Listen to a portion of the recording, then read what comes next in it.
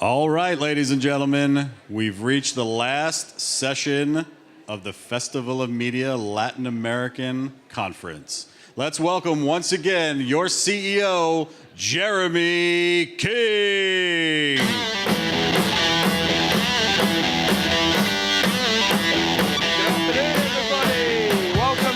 This is the penultimate session of the 2 days.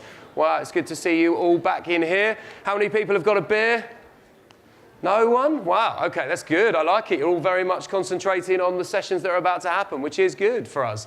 Okay, our next session, we've talked around digital, we've talked around mobile, we've talked around the future. One thing we haven't properly covered so far today is fake news and fake media. So we have put together a crack panel for you who are going to discuss this issue, talk about what's happening in the Latin American market, what is being done to stop it, what can brands do to protect themselves. They're just getting themselves together now, but it's going to be an excellent session. If you haven't got a beer, I think there are some hostesses, courtesy of Notebox, that will hand you one if you so desire. Just put your hand up. Please try not to smash them or throw them on the floor.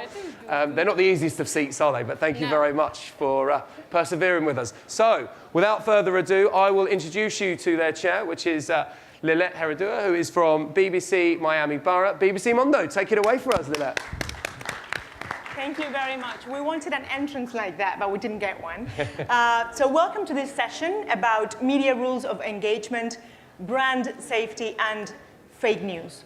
It used to be called a hoax, but for the past year and a half, the term fake news has become both commonplace and profitable.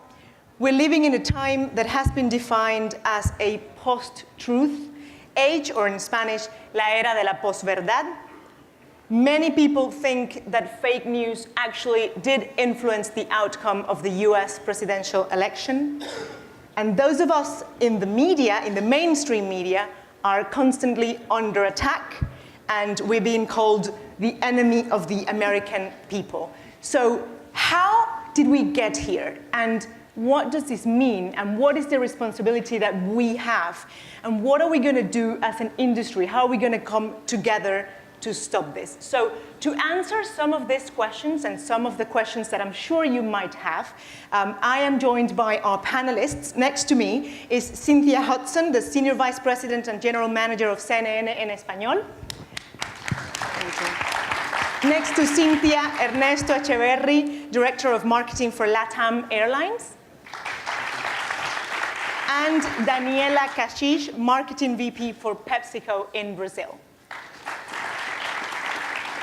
So thank you very much. Thank you for joining us. Let's start by covering the basics, if you will. How would you guys define, in a few words, what fake news is? You start, Cynthia. Of course. Well, thank you, first of all. Thank all of you for being here. I think fake news, as we have been able to start kind of refining what that definition is, has become really any kind of information that is not based on facts, that is not based necessarily on proof and the rigorous journalistic standards that we as journalists must go through in order to be able to call ourselves journalists and to have a critically acceptable news brand. And I think that what has happened in this kind of new era of social media and user strength is that anybody can say and open an account, and that's why Facebook today, precisely the timing of this panel could not be better. The leaders of Facebook and Twitter and Instagram, they're all right now in Congress to explain how it is that the fake news is working. But what it is it's a dissemination of information that may appeal to the political, emotional, or intellectual likes of certain people. And it's created in order to have those people who believe in that story turn it into viral and allow that to become truth.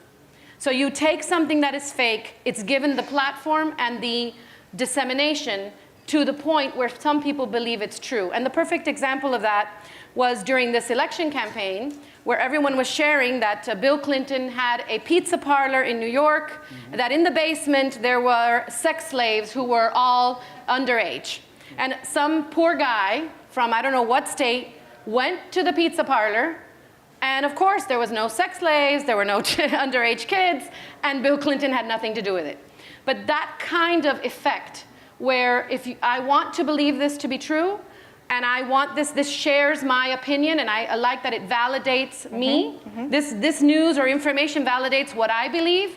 I'm going to share it, and I'm going to try to make it true. Ernesto, in a few words, fake news to you. I completely agree with Cynthia. I would define fake news as the making up of news or information to simply perpetuate a story that I would like to see perpetuated, either on my behalf or on somebody else's behalf, but it's information that is not fact-based. It's just for the sake of keeping it there alive. Yeah, I'll not repeat, but I mean the way I'm framing it, it's like misleading people. This is how I see it. Can someone else give us examples, synonyms? What other words do you guys think can be used to define fake news? Anybody, just shout. Lies, yeah. Misinformation, right? Exaggeration, clickbait, all terms that we're going to be discussing today. Let's talk about something deeper now, which is, let's talk about trust. And brands like us in the BBC, we absolutely rely on the trust of our audience to believe on the content, in the news and the content that we provide. However, trust has been declining worldwide, not only in the media, but trust is declining also in organizations and businesses and government, and even trust in democracy as a system is declining. How do we deal with this, and what are we doing to retain the trust of our audience in our brands? Well, can I start? Yeah, sure. Okay, so I'll start with the fact that we just came out with a campaign about an apple. And we went to the very basic concept that if I have an apple, and I repeat many times to you that it's a banana, and you want to believe that it's a banana, and I put it in all caps, this is a banana, but it's really an apple, and the facts and the truth are really unchangeable. And I think that for CNN, in this kind of assault on our credibility, the most important thing for us is that journalistic rigor. You know, being able to completely stand behind what we say. And in fact, the perfect example is the grand jury. So for months we've been hearing, oh, it's a hoax, nothing happened, it's not true, Mueller's not going to find anything.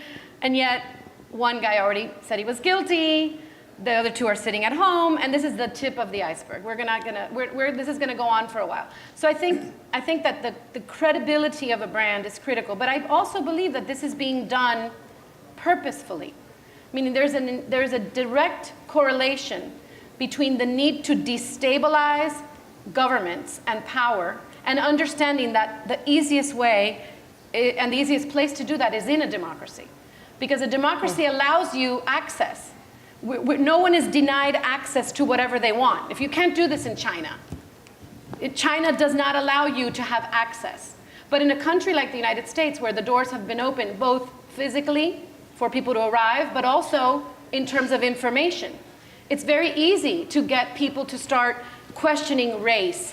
I found it fascinating that one of the big sponsorships that the Soviets, Russians did, and I say Soviet Russians because it's called Russia, but at the end of the day, Putin was KGB during the Soviet era. So there's that school. What they did was concentrate on putting news about the racial divide. So that created this animosity about, oh, you know, the blacks are having training to be able to fight against the police. And that was a fake news story that people followed and people shared. And so it starts creating racial problems. That doesn't mean that the underlying tension isn't there. Obviously, it brought out underlying tension that needs to be addressed. But they've been able to very smartly, and we call it a psychological weapon, to look at what are the weaknesses of the United States' democracy and how do they attack that with fake news. I not to go into the political arena, because I know that you're very passionate about it, but I mean, bad information or fake information, I think, has been there for years. But when we have a conversation about fake news, we need to make sure that we also address something that is underlying, because fake news is just a consequence of something that lies underneath. And as we go in depth into what fake news, where the fake news are coming from, you get the sense that there's either a commercial issue, but somebody has an economical interest, or and this is where I do think everything lies. There's a moral issue going on. So we're definitely going through a period in which there's a huge moral situation that we need to address. And then, as you talk about moral, you get into the trust situation. And that is definitely affecting all of us. It's affecting us as individuals, it's affecting us in our role in society, and it's affecting the brands, which is, at the end of the day, those organizations that we represent as marketers, advertisers. It is definitely affecting us. I wanted to ask you specifically, Ernesto, and then I'm going to ask Daniela as well. Aside from the media point of view that we will be discussing as well, I wanted to ask you about the experience for LatAm Airlines specifically. You know, how has the term fake news entered your discussions, and has it had an impact in your company specifically? Well, we haven't had a individual circumstance that we have had to address, because the news is absolutely dramatic and would have an impact. But we do have a perpetuated situation with customer service. And this is just one example of when when you transport 69 million people a year, you get into situations in which service is not good. We try to work around it, we try to make it good. However, this bubbles up every time any situation is, whenever we have a situation with any passenger. So it seems to be that things don't go away. And this is when either consumers or media or other outlets take the situation and just perpetuate the customer service situation into something that in many cases goes out of hand. And obviously, social media has had an incredible impact because it just magnifies everything in a way in which it spreads in seconds. We have impacts here of situations we have down in Peru immediately. Daniela, what's the experience of PepsiCo? I was thinking, you know, when you're going to place an advert, are you thinking about the medium where you're going to place it, and is it related to fake news? And do you think about that when you decide where you want to place your adverts, for example? I think more and more we are aware, and we are taking decisions on this direction. Today, if you see, everybody's a publisher. Everyone is a publisher. More and more, like the headlines, they are more like intense in terms of hunting people. We have more than 60% of the people who share things that they don't even read it. So we are in a situation where like the content goes everywhere and you cannot control. But on the other hand, what we try to do is to understand where we are placing our brands, to make sure that we are going in a place that we avoid this kind of thing. It's almost impossible to control, almost impossible. But more and more what we are doing, we are talking to our partners in order to see if we can increase the level of security, if we can increase the level of the relevance of the content there. So do you think that advertisers should pull out of places like Facebook or YouTube just because they also host fake media or fake news, sorry? Depending on the situation. I don't think it's black and white. I think depending on the situation, but we saw cases happening this year that most brands took out. It's a complex. Sorry, go ahead. It's a complex it's a complex question. Should we or should we not pull out of media?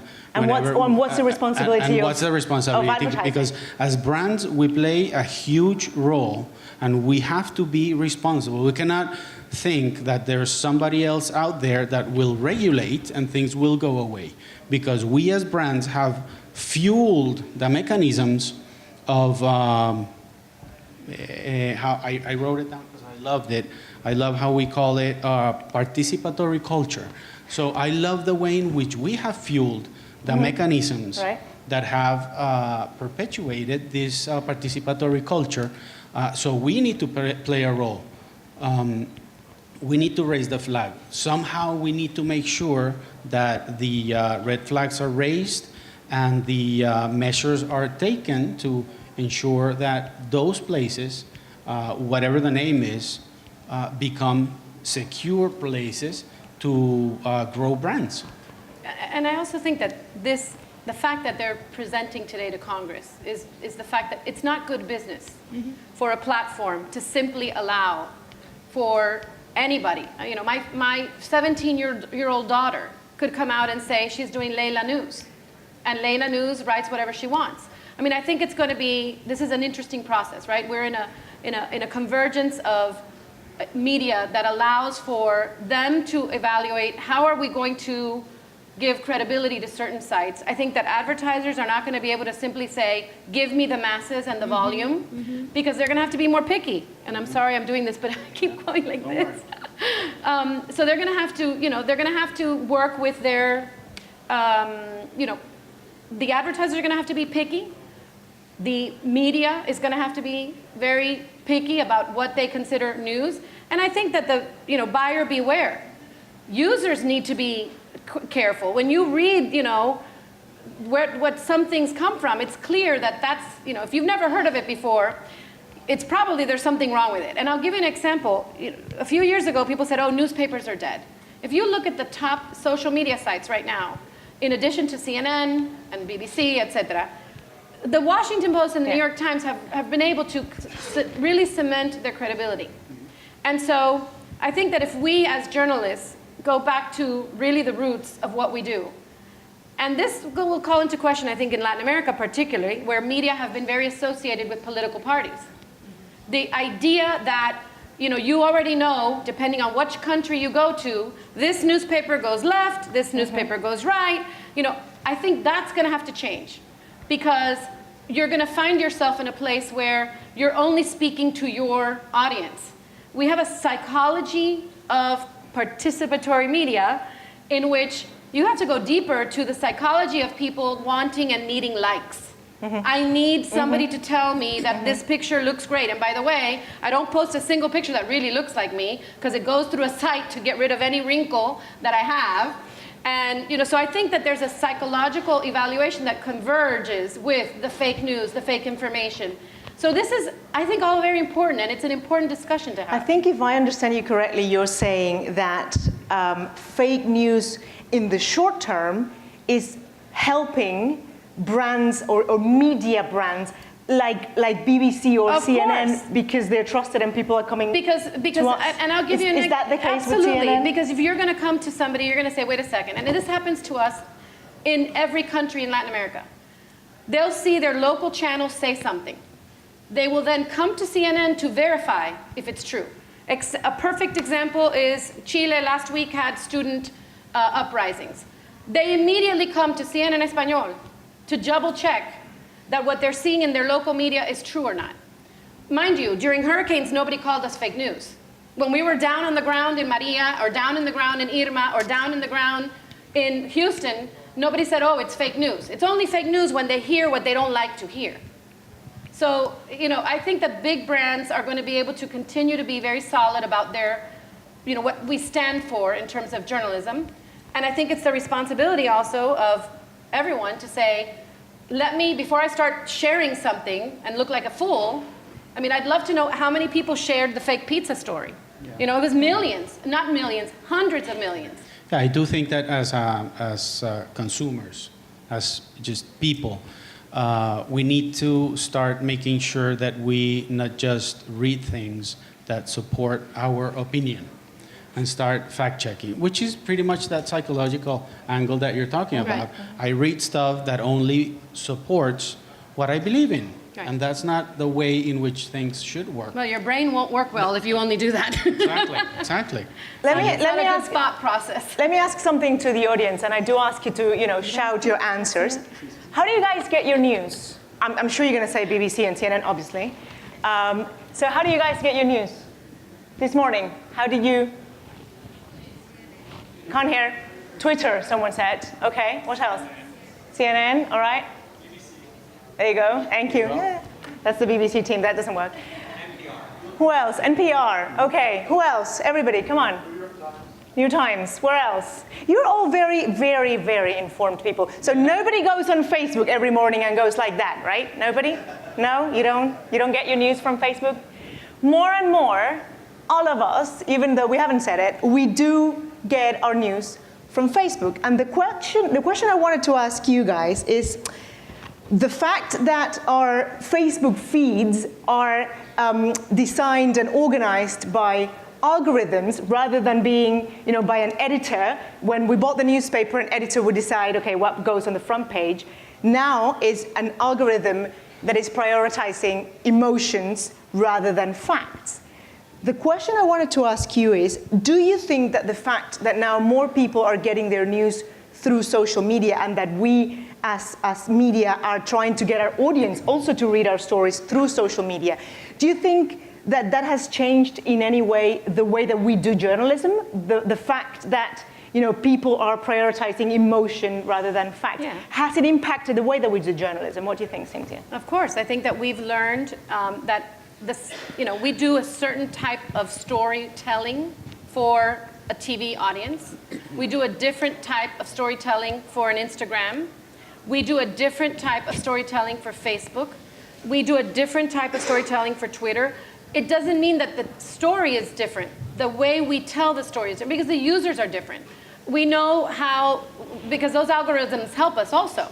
We know that someone who's looking at us from Facebook is looking for a certain type of usage of layering of the package of information. And I think it's the layering of that information.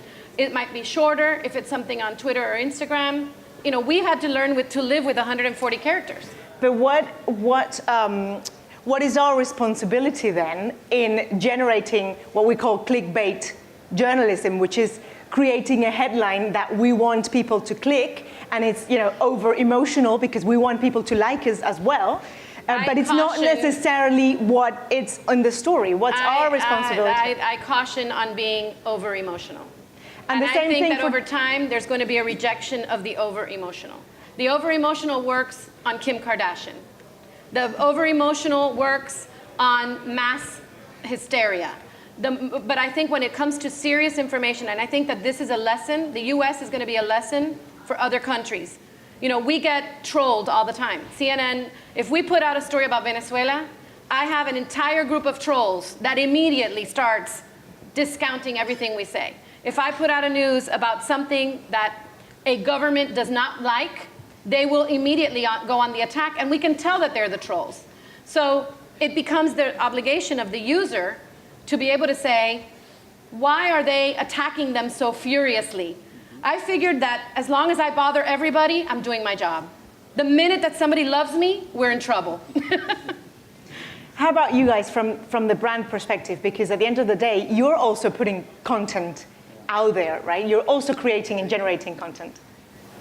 And to the point of the emotional side, I think from a brand perspective, we have also fallen on that emotional roller coaster. Because we do know that most of the people that are out there are consumers, are liking or there are an incredible amount of emoticons and emojis that they use to rate whatever we're saying. So I agree. It is something that needs to be reviewed. I think facts, things that are supported by something else than a frown or a smile, need to start coming up in our content development conversations. And Do the we content have strategy. Go on, please. No, what I believe is when you become as a publisher, as a brand, you have a lot of responsibility. Because it's not only creating a TVC and putting on air, it's generating content to people. And this content needs to be seriously revised and needs to be something that people, you rely on. Otherwise, I mean, you are just promoting more things that is not going to build anything to your brand, and you keep misleading consumers. So the more we go for this publishing style, the creating content and the storytelling, more we need to be serious about the content that we put there. That's my view. Do you guys think that we have a fake news problem in Latin America? What's been your experience? We've had it for a long time. For example, where? I would say that any media that is particularly beholden to any government is fake news. The minute that you have, and I'll give you an example that's perfect. When I took over CNN en Español 8 years ago, I had a team of reporters in Buenos Aires. And every time I would look at the news, it would be, okay, the story of the fans of River Plate and Boca. And I said, what is this? They're going to tell me that there's no other story in CNN, in all of Argentina, we can only talk about the fans of River Plate and Boca? There's something wrong. And I remember when I switched out the team, I brought in a new reporter, and he called me. And he said, Cynthia, I want you to listen to what I hear in my window every night. And he puts the phone out, it's Las Cacerolazos.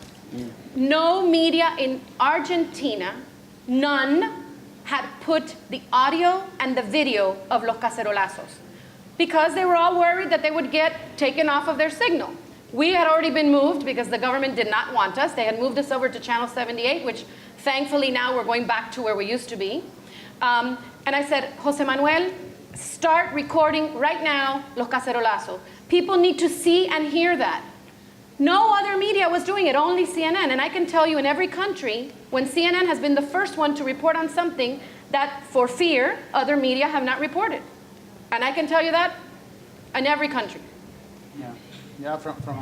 From a political standpoint, I'm pretty sure that there's a lot to talk about in the Colombian case, in Brazil, in Venezuela. I'm pretty sure that we will. You have to find me in Venezuela online because they took us off the air. I'm pretty sure that that's a very hot topic with fake news or manipulation of information. From a brand standpoint, you will find exactly the same. We were having a conversation about rice company in Colombia that had a problem with fake news. They turned around the whole situation with a very nice case that was shared with us. So it is happening. It is happening. And you see it every single day. It's just a matter of having a conversation with any brand in the region.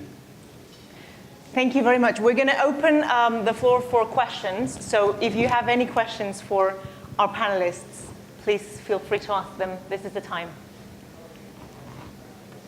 Anybody? Fake news? Come on. No? Okay. Okay. Thank you very much. That's it. Thank you you. We're all. going to leave it there. Thank you, guys. Thank you very much. Thank you. It was very nice meeting you.